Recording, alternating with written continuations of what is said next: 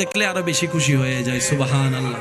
যাদের বাবা নাই এমন কোন বোন থাকলে আপনি বড় ভাই হয়ে সেটা আপনি দায়িত্ব পালন করার চেষ্টা করবেন, আপনি খোঁজ খবর নেওয়ার চেষ্টা করবেন। সবসময় দেওয়াটাই সম্পর্ক সুন্দর করে না, সপ্তাহে একবার শুধু ফোন করে বলেন ও বোন কেমন আছোস, দেখবেন যে দিল বড় হয়ে গেছে।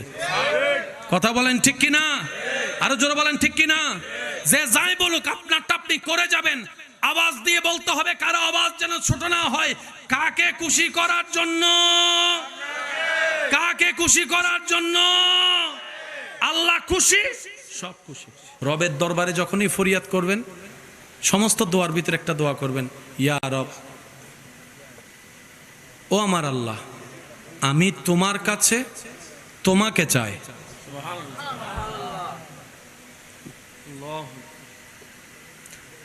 আমি তোমার কাছে তোমাকে চাই। আবার বলছে, একটু খেয়াল করুন, ইয়া রব, আমি তোমার কাছে তোমাকে চাই। এবার অন্য দোয়াগুলোকে একটু মাথায় রাখেন।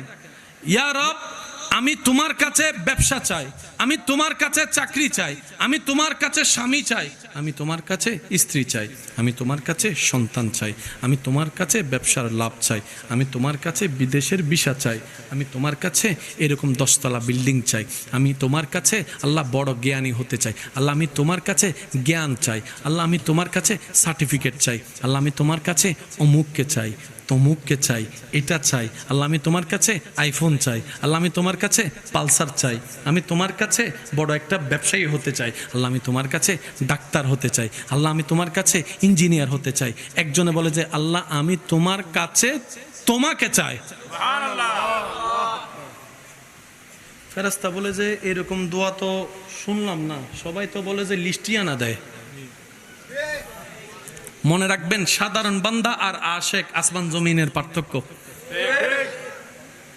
আশেক বলে যে আল্লাহ আমি তোমার কাছে তোমাকে চাই, ফেরেশতা বলে যে ডাক্তার ইঞ্জিনিয়ার নিবি না, বলে যে দরকার নাই।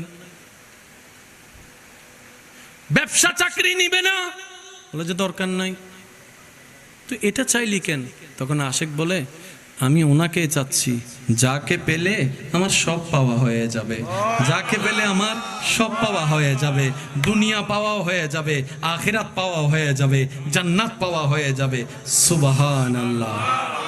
এই দুনিয়াতে তো ভালো মানুষের দাম নাই, ভালো মানুষের ভাত নাই, কল্যাণ করলেই তো পিছনে মেরে দেয়, গর্ত থেকে তুললেই তো আবার সেই গর্ত